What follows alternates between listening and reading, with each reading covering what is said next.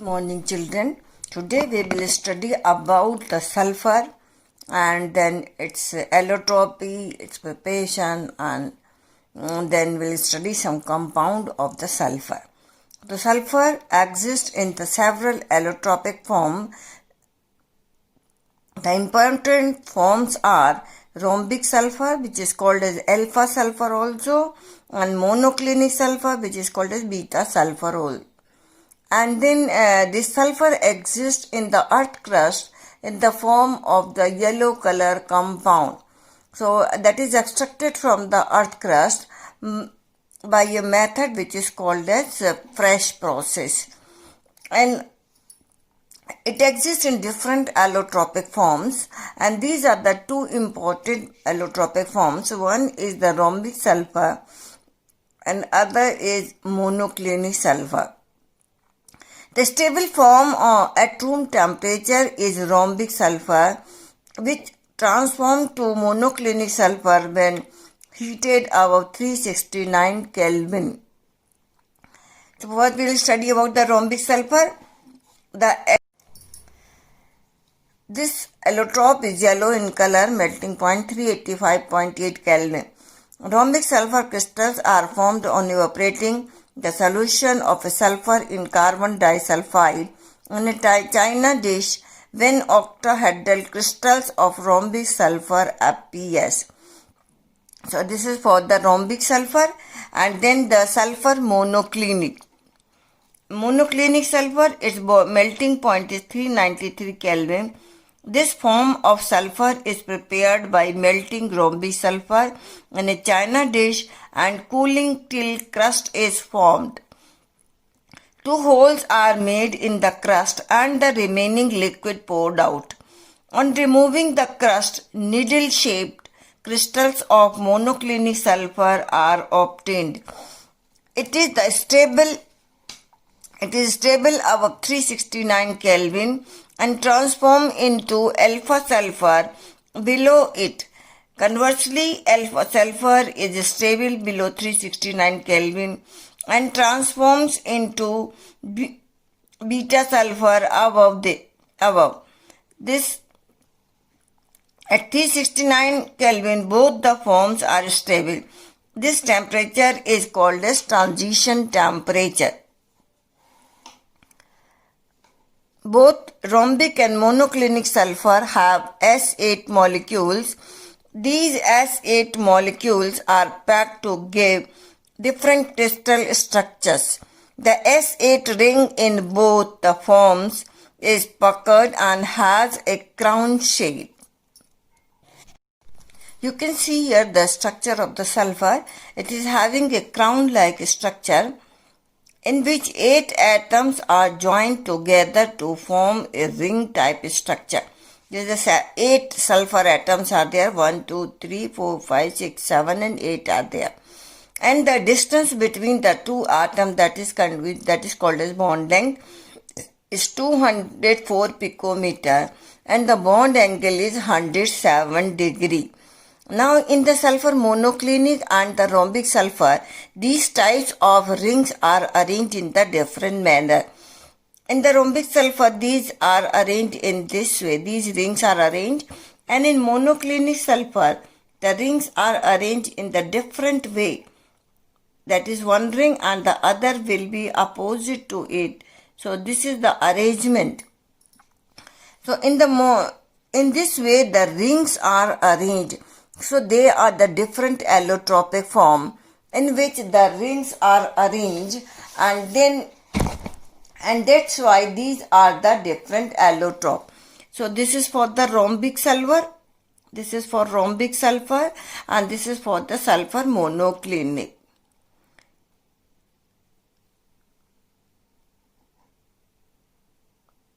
Monoclinic sulfur.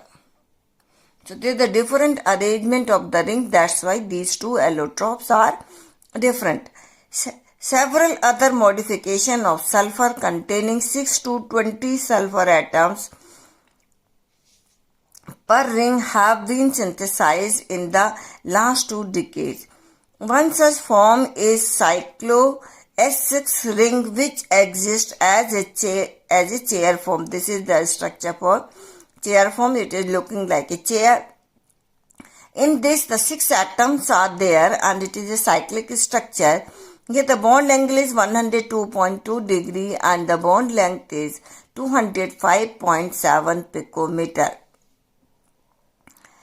which exists as a chair at elevated temperature 1000 Kelvin.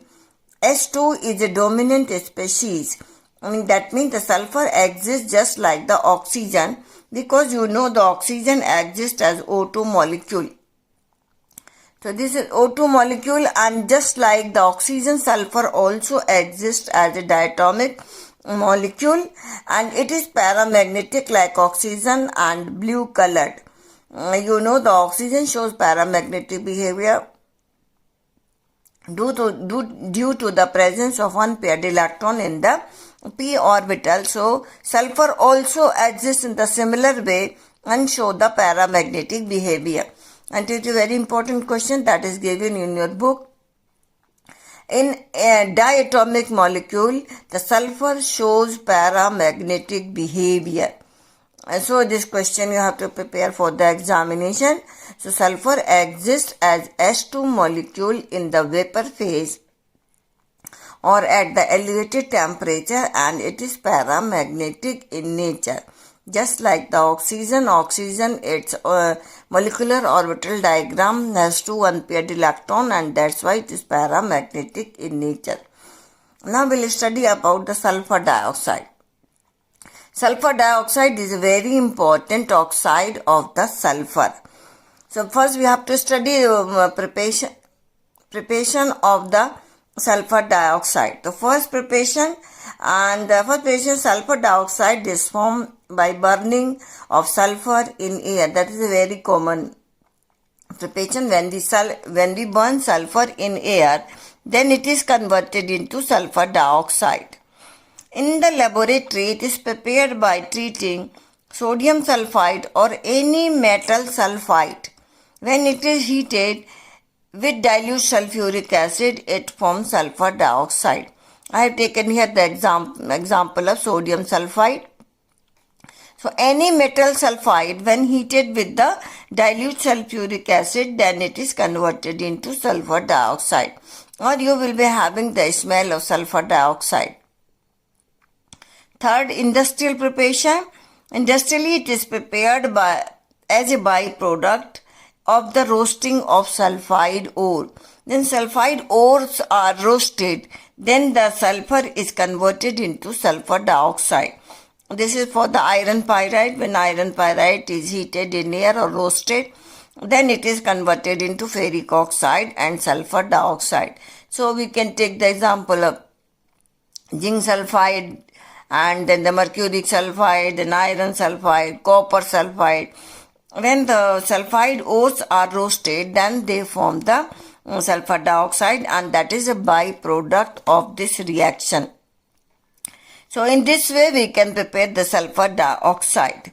Now next is the properties of the sulfur dioxide. First we will see the properties, physical properties, and then the chemical properties. So for the physical properties, first, it is a colorless gas with pungent smell. It is having the smell of burning sulfur. So that is very pungent smell and suffocating also. And second is it is heavier than air. Third, it is highly soluble in water. And fourth, it can be easily liquefied to a colorless liquid at 263 Kelvin and into a snow-like solid at 197 Kelvin. So these are the physical properties of the sulfur. Now these are the chemical properties. The first property is the acidic nature. It is an acidic oxide because sulfur is a non-metal, so its oxide is acidic in nature. It dissolves in water forming sulfurous acid. Sulfur dioxide, when dissolved, when passes through the water, then it forms the sulfurous acid. Because it is highly soluble, so it dissolves in water just by passing through it. then it is converted into sulfurous acid, and that's why we can say the sulfur dioxide is an acidic oxide. It reacts readily with sodium hydroxide solution, forming sodium sulfide.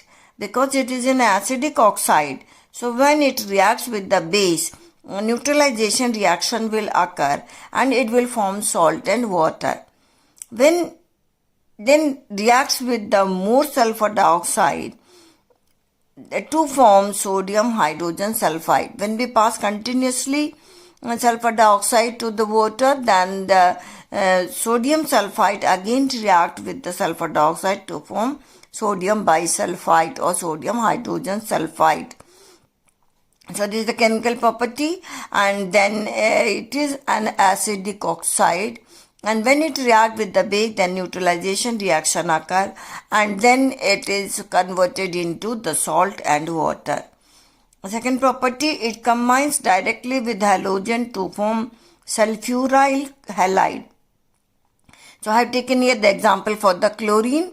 So when it combines directly with the halogens, then it forms sulfuryl chloride, sulfur dioxide plus chlorine, and here we are taken in the presence of charcoal, which will act as the catalyst. Then it is converted into sulfuryl chloride. This SO2Cl2 is sulfuryl chloride. So its name is sulfuryl chloride. So this is the reaction with the chlorine. Now third, it is oxidized to sulfur trioxide by oxygen in the presence of vanadium pentaoxide, and this reaction will become for the preparation, very important for the preparation of sulfuric acid by contact process. So sulfur dioxide, when treated with oxygen, heated with oxygen in the presence of vanadium pentoxide, that is a catalyst, then it is converted into sulfur trioxide, that is another oxide of the sulfur. Sulfur, you have studied the oxides of sulfur. It exists as a sulfur dioxide and sulfur trioxide. Now fourth is when moist sulfur dioxide, it behaves as a reducing agent. When we use moist sulfur dioxide, it behaves as a reducing agent because the sulfur dioxide will be oxidized. Here sulfur is present in +4 oxidation state, and then it is converted into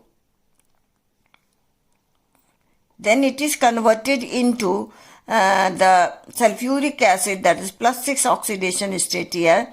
Here the sulfur is in +4 oxidation state and they are in +6 oxidation. So sulfur will be oxidized, and that's why it is having the reducing property. So the first property is, in the reducing property, it reduces ferric sulfate to ferrous sulfate. So when ferric sulfate is treated with sulfur dioxide in the presence of water, then it forms ferrous sulfate and the sulfuric acid. That means ferric salts are reduced to ferrous salt due to its reducing property. So this is the reducing property of the sulfur dioxide. And many other properties are there. When it passes over the potassium dichromate, then its color changes to green color. And when acidified potassium permanganate is reduced, it declarize the color of potassium permanganate, which is violet in color. So when we pass sulfur dioxide to potassium permanganate solution, so there is a formation of sulfuric acid and manganese from +7 to convert into +2 oxidation state. So this is the reduction of the permanganate ion. The permanganate ion is reduced from +7 to +2 oxidation state. Next is the bleaching action. Sulfur dioxide in the presence of moisture acts as a bleaching agent. This is due to the reducing nature of sulfur dioxide. Sulfur dioxide in water, then it is converted into sulfuric acid plus 2 hydrogen. Colored matter plus hydrogen, then it becomes colorless. The bleaching is temporary. The bleaching matter, when exposed to air, then it regains its color. That means the bleaching with the sulfur dioxide is temporary. So when again it is exposed to the atmosphere, then again it will be oxidized and then it will regain its color. Now the structure of sulfur dioxide. Sulfur dioxide is an angular molecule. Sulfur is having the 6 electron. This is structure you can see here. And then in that 2 oxygen atoms are there. One oxygen atom is forming the double bond and other is forming the coordinate bond. So you can draw the Lewis dot structure. 2 electrons of sulfur are used here to form the 2 covalent bond, 1 sigma 1 pi bond, and this bond is coordinate bond in which the sulfur is giving its pair to the oxygen atom, and you can represent the 6 electron of the oxygen here. And then you can make its resonating structure, and then you have to change the bonds here. Now this bond is converted into coordinate and this will become the double bond. So the molecule of sulfur dioxide is angular. It is a resonance hybrid of these two canonical form. So it is angular in shape. Here also it is having the planar structure, because you can see here the triangular, the 3 1 lone pair is there and the 2 sigma bonds are here. So structure will be planar triangular structure. Next compound is the sulfuric acid, that is having the formula H2SO4. So we will study the preparation, and then the industrial preparation diagram is deleted from your portion. So this is only the chemistry involved in the manufacture of sulfuric acid. So you prepare this question and don't prepare the manufacture. That will not be asked. So preparation. Sulfuric acid is manufactured by the contact process, which involves 3 steps. This is a 3-step process in which we have to write these 3 steps here. The first step is the burning of sulfur or sulfide ores in air to generate sulfur dioxide. The first step to generate sulfur dioxide, we can either use burning sulfur or we can use the sulfide ore. When they are roasted, then the sulfur dioxide will form. In the second step, the conversion of sulfur dioxide to sulfur trioxide by the reaction with oxygen in the presence of catalyst, that is vanadium pentoxide. The sulfur dioxide, when oxidized in the presence of vanadium pentoxide, that is very important. Only this catalyst used in the contact process. In the presence of vanadium pentoxide, then it is converted into sulfur trioxide. Absorption of sulfur, third step is the absorption of sulfur trioxide in sulfuric acid to give oleum. So sulfur trioxide is dissolved in the sulfuric acid, not in water, because it will form the mist, and then after some time it will not dissolve, and that's why the sulfur trioxide is absorbed in sulfuric acid to get oleum, and then this oleum is diluted to the required concentration, and then we slowly dilute it, and then it is converted into the sulfuric acid. So these 3 steps are involved, and the second step is a very important step. The oxidation of sulfur dioxide is reversible and exothermic. And then the sulfur dioxide plus oxygen, sulfur trioxide, and heat of formation of sulfur trioxide is minus 196.6 kilojoule per mole. So you can see here the enthalpy value is negative. That means it is exothermic in nature. The reaction is exothermic, reversible, and the forward reaction leads to a decrease in volume. You can see there is the decrease in the volume, because in the reactant side there are 3 moles and the product side there are only 2 moles. So when the reaction goes in the forward side, there is a decrease in the volume. Hence, low temperature and high pressure are the favorable condition for the maximum yield. Because this reaction, this step is a reversible step. So that is the key step for the manufacture of sulfuric acid. Because we have to control condition here to get the good yield of the sulfuric acid. And these are the condition. That means the low temperature and the high pressure are the favorable condition for the maximum yield. And then the very low temperature is not required. When we decrease the temperature to a very low, then again there is decrease in the rate of reaction. You know, the rate of reaction increases with increase in temperature.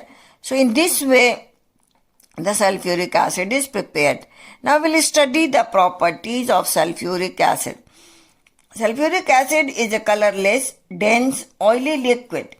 It is highly soluble in water and it is very corrosive also, because so it is very corrosive in nature and it is soluble in water. And then first we will study the acidic nature. Its name is sulfuric acid and it is a very strong acid. So acidic nature, dilute sulfuric acid is a strong dibasic acid. That means it is having two replaceable hydrogens. So it is a dibasic acid because it can neutralize the two equivalent parts of a base. So it is a dibasic acid. The chemical reaction of sulfuric acid are as a result of the following characteristics. And these characteristics are low volatility, that is used for the many purpose to find out the melting point of some compound, strong acidic in nature, and then the strong affinity for water, that is dehydrating property, and ability to act as oxidizing agent. So we will study here the oxidizing property also. So all the properties of sulfuric acid is due to the four main headings, that is low volatility, strong acidic character, strong affinity for water, that is dehydration, and ability to act as an oxidizing agent. Now in aqueous solution, sulfuric acid ionizes in two steps, that's HSO4 in water, H2O positive, and HSO4 negative, and Ka, that is dissociation constant for this step, that is Ka1 is very large. The value of Ka1 is greater than 10. And for the second step, when further it ionizes, then it is converted into sulfate ion and hydronium ion. Then Ka for this step is Ka2 is equal to 1.2 into 10 to the power minus 2. In this way, you can say there is a difference in the value of Ka1 and Ka2. The lower value of Ka2 is due to the ionization of this negative species. This value is very high, that is Ka1 is very large.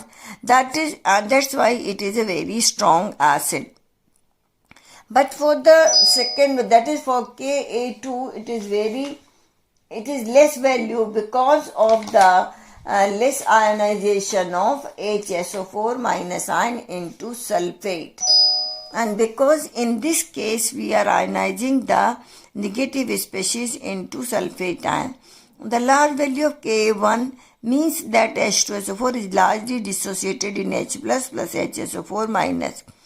Greater the value of dissociation constant, the stronger is the acid. And that's why the sulfuric acid is a very strong acid and it is having the different properties of due to that's why it is very corrosive in nature and that's why it is a very strong acid. And because it is a dibasic acid, it forms two series of salt. One is the neutral sulfate and second is bisulfate, and they are also called as acidic sulfate.